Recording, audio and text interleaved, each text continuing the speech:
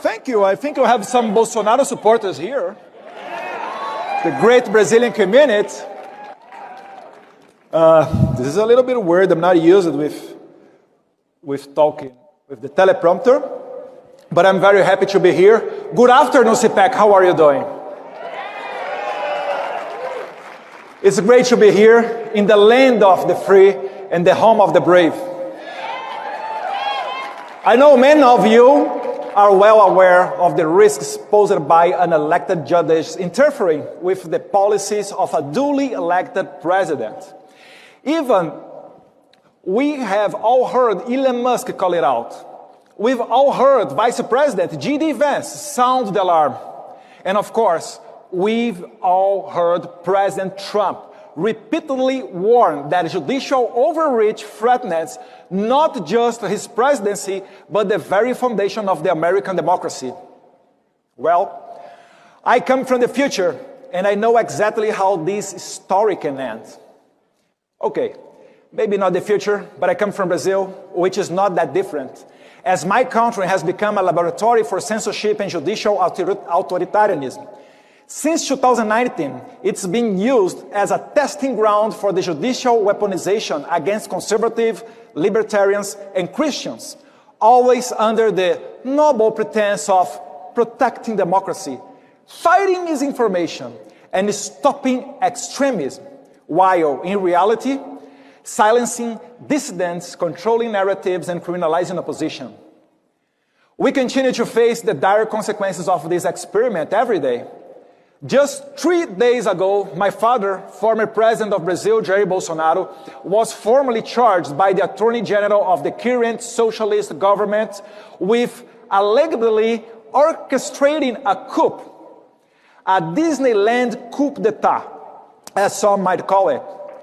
Without weapons, without a plan, and while he wasn't even in Brazilian territory, but in Orlando, probably debated strategy with Goofy, and taking national security advices from Mickey Mouse, maybe? It's really the Disneyland coup d'etat. There is no other word to talk about it.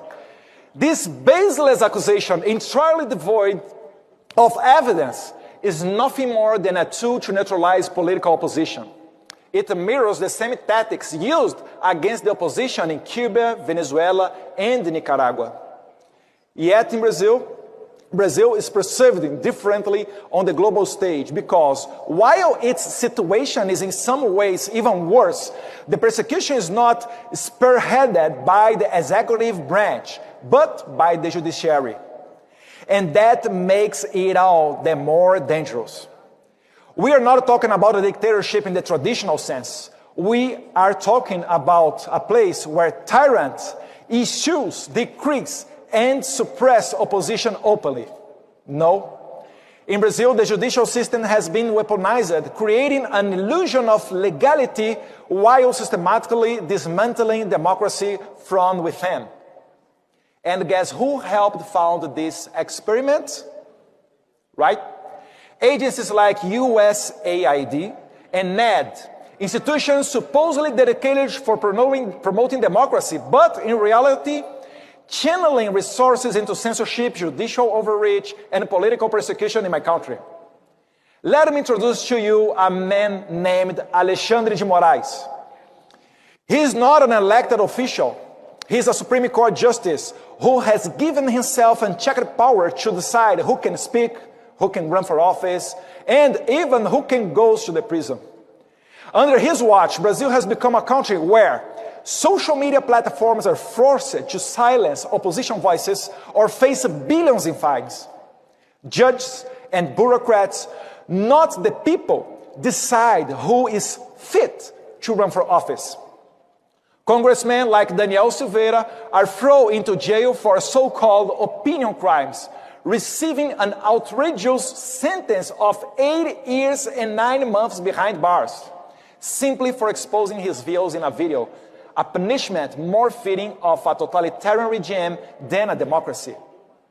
And, as I said, even the former president, Jair Bolsonaro, is at risk of being arrested on the same kind of bogus charges used against opposition leaders in Venezuela, Cuba, and Nicaragua.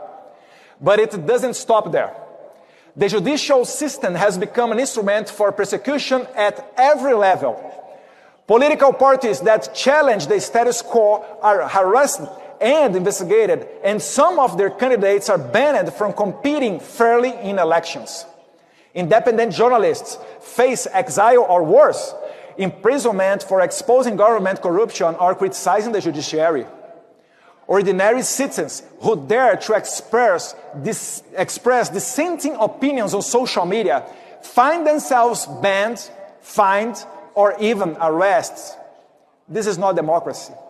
This is a judicial overreach. This is lawfare. And this is what happens when courts are turned into political weapons against the will of the people. Why is it happening? Because Jair Bolsonaro currently leads all major polls outside the margin of error and is the only candidate capable of defeating the left in the 2026 election. If he is kept out of the race, Brazil will fall completely under China's influence. There is no doubt about that, and Brazil cannot be overlooked. With over 200 million people, the largest economy in Latin America, and a land mass nearly the size of the United States, its geopolitical and economic importance is undeniable. China recognized this and is actively working to pull Brazil deeper into its sphere of influence. And while you might think, this is just a Brazilian problem, it's not. This has many ramifications and has already spilled over into the United States. Here are 3 examples that should concern every American citizen. Number 1, Jason Miller's detention in 2021. An American citizen, advisor to President Trump, was detained in Brazil under politically motivated orders. His crime? Attending CPAC Brazil and supporting free speech. Number 2, Elon Musk's persecution. He was added to an illegal fake news investigation. That's right. Elon Musk is under investigation in Brazil. You should be, I don't know, maybe scared with him if he go around here, if he come around here. Threatened with billion-dollar fines and saw his company X banned in Brazil, all because he refused to comply with government censorship demands.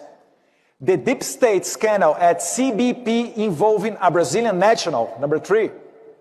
Brazilian authorities, in collusion with American bureaucrats, manipulated U.S. immigration records to fabricate justification for the unlawful imprisonment of Felipe Martins, a former national security advisor to my father.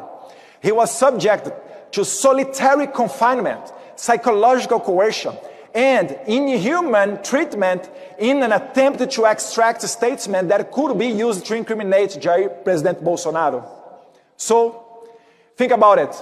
If they can detain and silence American citizens, if they can control a country as large as Brazil, if they can manipulate official U.S. government's records to imprison a political opponent abroad, what else they can do?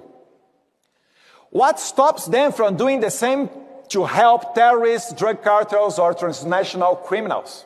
And more importantly, if they could do all of this outside of the United States, what makes you think they wouldn't try to replicate it within?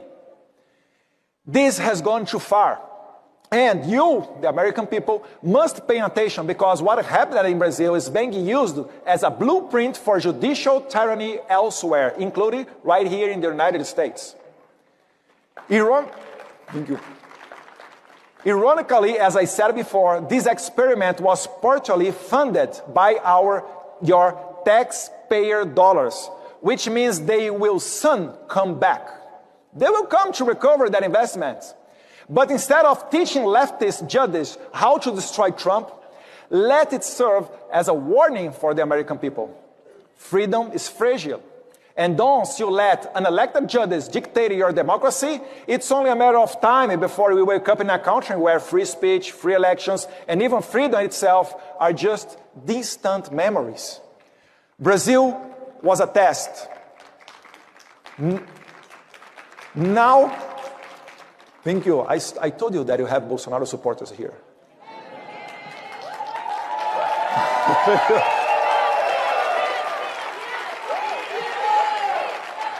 Now they are applying the same formula elsewhere, including here in the United States, and we need to fight back, just as President Trump is doing through his legal team and in partnership with Rumble by filing a lawsuit against Alexandre de Moraes for censoring and sanctioning American businesses and citizens. This legal battle will set a crucial precedent not just for Brazil, but for the future of the free speech and democracy in the United States as well. The globalist playbook is in full effect. If you don't fight back now, you will be the next. Learn from Brazil before it's too late.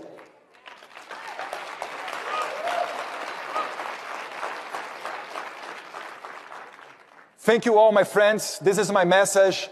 Pray for my father. Pray for the Brazilians that are in prison now, our January 8th guys. We are asking for amnesty in the Congress, and we hope receive a lot of support from you outside of Brazil, because you know how it means. God bless America. God bless Brazil. Thank you very much. Thank you.